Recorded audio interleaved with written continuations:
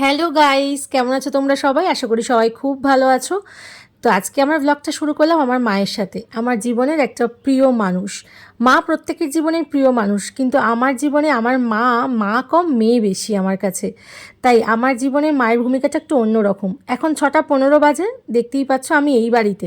হ্যাঁ, আজকে সকাল থেকে আমি এই বাড়িতে এসেছি বেশ অনেক দিন পর বলতে 3 মাস পর আমি সকালবেলা বাপের বাড়িতে এসেছিলাম ঘুরতে। কিন্তু দেখো ভুলেই গেছি একদম তোমাদের সাথে সেই মুমেন্টগুলো শেয়ার করব। সকাল থেকে কোনো ক্লিপস নিইনি, কিন্তু ভাবলাম এখন থেকেই ব্লগটা স্টার্ট করি। সবাই মিলে যখন একসাথে ঘুরতে যাচ্ছি, দেখো কিছু কিছু খুশির মুমেন্ট আমার মনে হয় ক্যাপচার করে রাখাই উচিত।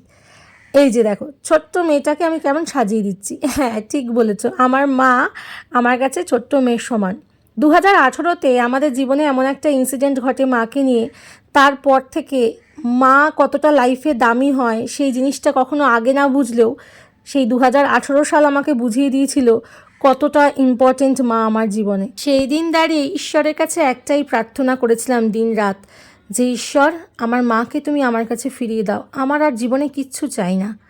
ঈশ্বর আমার কথা রেখেছেন, তাই সেই থেকে আমার মা আমার কাছে মা কম মেয়ে বেশি। দেখতেই পাচ্ছ মাকে এখন রেডি করিয়ে দিচ্ছি, আর বরাবর মা আমার কাছে রেডি হতে ভালোবাসে, আর আমিও মাকে সাজাতে খুব ভালোবাসি। আর এখন মাকে রেডি করিয়ে আমি রেডি করে দেবো। কি সুন্দর শান্ত মিষ্টি হয়ে বসে আছে দেখো। এখন সবাই মিলে আমরা বেরোবো, সবাই এখন রেডি হচ্ছে যে যার মতন। আমিও রেডি হব, মাকে রেডি করিয়ে আমি এখন রেডি হয়ে নেব। তো চলো দেখো আমি রেডি হয়ে চলে এসেছি, মাও রেডি হয়ে গেছে। এখন সবাই মিলে বেরোবো, আর সবাই মিলে বেরোনোর একসাথে একটা মজাই আলাদা। সবাই মিলে অনেক দিন পর একসাথে বেরোচ্ছি। এই যে আমার সোনাম মাম্মাম রেডি হয়ে গেছে, আর ওদিকে দেখো এই হচ্ছে আমার পূজা রানী রেডি হয়ে গেছে। ওদিকে দেখো আমার দাদাও রেডি হয়ে গেছে, আর হয়েছে বাবা বরাবরই ঘর প্রিয় মানুষ, তাই উনি ঘরে থাকতেই পছন্দ করেন। আমরা এখন সবাই মিলে যাব, আর তোমাদের দাদাভাই আসবে, দিয়ে সবাই মিলে একসাথে বেরোবো। বেশ অনেক দিন পর বাড়ি এসেছি, তাই ভাবলাম সন্ধ্যেটা একটু সবাইকে নিয়ে একসাথে এনজয় করি। তো স্কুটি করেই এখন আমরা যাচ্ছি, ওরাও স্কুটি করেই আসছে, মানে দাদা মাকে আর পূজাকে নিয়ে আসছে। আর এখন আমরা এসছি ফার্স্টে ওয়াও মোমোতে একটু খাওয়া দাওয়া করবো, তারপর যাব হচ্ছে মেলায়। কারণ মেলা থেকে বেরোতে বেরোতে প্রায় রাত হয়ে যায় 9টা-10টা। তো ভাবলাম আগে সন্ধ্যেবেলা কিছু একটু খাওয়া যাক, তারপরে একটু বসে আড্ডা দিয়ে তারপর একটু মেলা ঘুরে তারপর বাড়ি। তো এখন আমি মা তোমাদের দাদা ভাই ফার্স্টে এখন ওয়াও মোমোতে আগে চলে এসেছি। এখন দাদা গেছে পূজাকে আনতে, আর এখন আমরা অর্ডারটা দিয়ে নিচ্ছি, ততক্ষণে ওরা চলে আসবে, দিয়ে সবাই মিলে একটু গল্প আড্ডা করব। সব সময় সবাই মিলে একসাথে যাওয়ার সময় হয় না, তাই জন্য আমরা ভাবলাম যখন একটা দিন পাওয়াই গেছে তো এই মুমেন্টটা একসাথে সবাই মিলে কাটাই। কিন্তু বাবাকে এখানে খুব মিস করছি, কারণ বাবা বাড়িতেই রয়েছে, ঘরপ্রিয় মানুষ। আগেই বললাম এইসব বারে আসতে খুব একটা পছন্দ করে না, এইসব জিনিস খেতেও মানে মোমো টোমো খেতেও পছন্দ করে না। আর দাদা ওদিকে বসে বসে কম্বো অফার দেখছিল, ওরা চলে এসেছে, আর ওরা নিয়ে আমরা হাসাহাসি করছিলাম। তো এখানে আমরা কম্বো অফারে নিয়েছিলাম হচ্ছে মোমো আর বার্গার উইথ কোল্ড ড্রিঙ্কস। তো এই কম্বোটাই আমরা নিয়েছিলাম। এখন সবাই মিলে একটু গল্প করব, তারপরে এইটা খাবার এনজয় করব, সাথে আবার যাব হচ্ছে মেলায়। ছোটোর থেকে বাবার মুখে একটা কথা শুনে আসছি, যে দিনটা যাবে সেই দিনটাই ভালো, আসছে দিনটা নাকি ততটা ভালো নাও হতে পারে। সত্যি তাই, নিজের জীবন অভিজ্ঞতায় দাঁড়িয়ে আমি বুঝতে পারি বাবার ওই কথাটা একদম ধ্রুব সত্য। যে দিনটা আমার জীবন থেকে আগে চলে গেছে সেই দিনগুলো হয়তো আজকের দিনের থেকে আরও বেশি ভালো ছিল, কিন্তু বিশ্বাস করো যে দিনটা আসবে জানি না সেই দিনটা কতটা ভালো হয়ে আসবে আমার জীবনে। এখন আমরা চলে এসেছি মেলায়, মেলা ঘুরতে। মেলা তো মানুষের মিলনস্থল, আর স্পেশালি আমি কিন্তু মেলায় আসতে ভীষণ ভালোবাসি। শুধু আমি কেন, আমার মা তোমাদের দাদা ভাই সবাই খুব মেলায় ঘুরতে পছন্দ করি। কিনবো কতটা আমরা জানি না, একটু দেখবো, টুকটাক জিনিস কিনিও বটে, কিন্তু ভালো লাগে, আসতে ভীষণ ভালো লাগে। মনে হয় ঘোরার একটা জায়গা, মানে বলতে পারো যারা আমরা সবসময় কোথাও যেতে পারি না তাদের জন্য মেলা একটা অন্যরকম জায়গা। অনেক মানুষের আনাগোনা, অনেক কিছু নতুন নতুন জিনিস দেখতে পাওয়া, এটা একটা অন্য রকমের ফিলিংস। আগে যখন ছোট ছিলাম তখন দেখতাম বছরে একটা কি দুটো মেলা আসতো, আর শীতকালে সার্কাস বই মেলা। এখন দেখি বছরে প্রায় সারা বছরই আমাদের এই মাঠটায়, মানে চুঁচুড়ায় আমাদের যে 3টে গ্রাউন্ড আছে সেই গ্রাউন্ডের মধ্যে মেলা লেগেই থাকে, একটার পর একটা মেলা। ছোটোবেলায় আমি ওয়েট করে থাকতাম মা কবে আমাকে মেলায় নিয়ে যাবে, আর এখন মেলা আসলে আমার মা ওয়েট করে থাকে কখন আমার মেয়ে আমাকে মেলায় নিয়ে যাবে। তো মেলা আসলেই আমি কোনোদিনও তোমাদের দাদাভাইয়ের সাথে একা যাই না, যখনই যাই মাকে নিয়ে যাই। আর আমার মায়ের সাথে তোমাদের দাদাভাইয়ের সম্পর্কটা আর 5টা জামাই শাশুড়ির মতন নয়, একটু অন্যরকম, বলতে পারো বন্ধুর মতন, খুব ক্লোজ বন্ধু।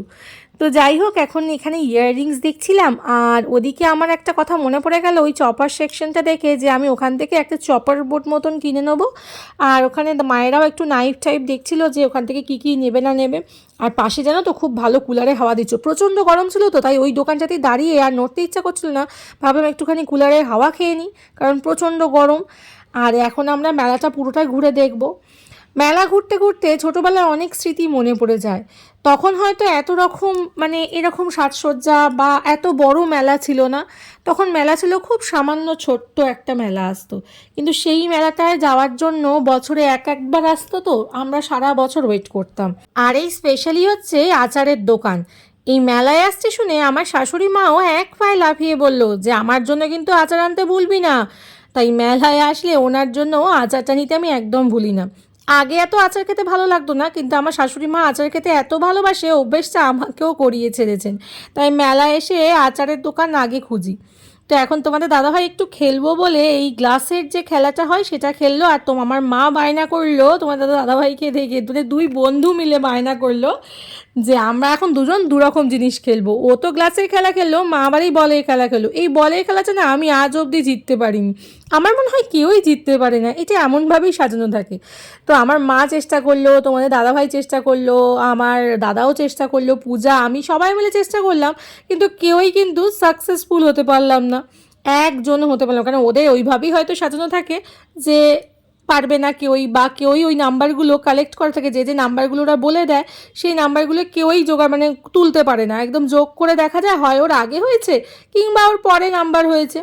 তো যাই হোক, এটা একটা জাস্ট আনন্দ ছিল, আনন্দ মজা করছিলাম, সবাই মিলে একটু খেলাটা খেললাম আর হেরেও গেলাম।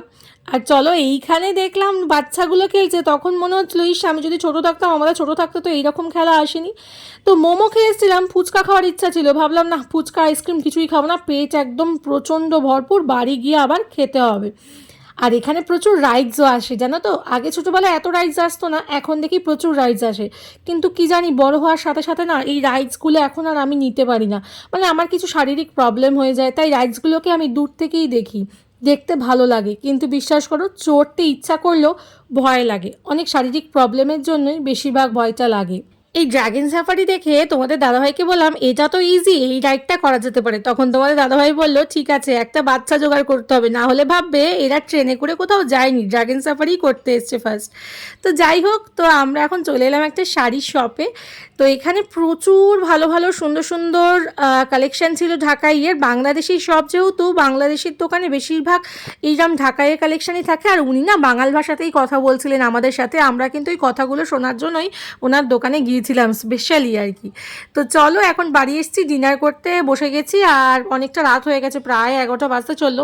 এখানে ভাত আর ঝুরি আলু ভাজা, মাছের মাথা দিয়ে ডাল, চিংড়ি পোস্ত, আর আমার জন্য এখানে কাতলা দিয়ে মানে কাতলা মাছ আলু দিয়ে ঝোল করেছিল, চাটনি পাঁপড় আর স্যালাড ছিল। এটাই ছিল আমাদের দুপুরের মেনু, তোমাদের দেখানো হয়নি, এখন দেখিয়ে দিলাম। আর আজ কিন্তু আমার পছন্দের খাবারগুলোই বাড়িতে রান্না হয়েছিল। আর এখন বাড়ি যাওয়ার পালা, প্রায় রাত 11টা বাজতে চললো, বা যতই কাছে থেকে কাছে হোক তবুও তো বাড়ি ফিরতেই হবে। তো প্রতিদিন ফেরার সময় যদি যখন বিকেলেই যাই আর সকালেই যাই, বাড়ি ফেরার সময় আমার আর মায়ের এই খুনসুটি, দুষ্টুমি, আদর এগুলো কিন্তু চলতেই থাকে।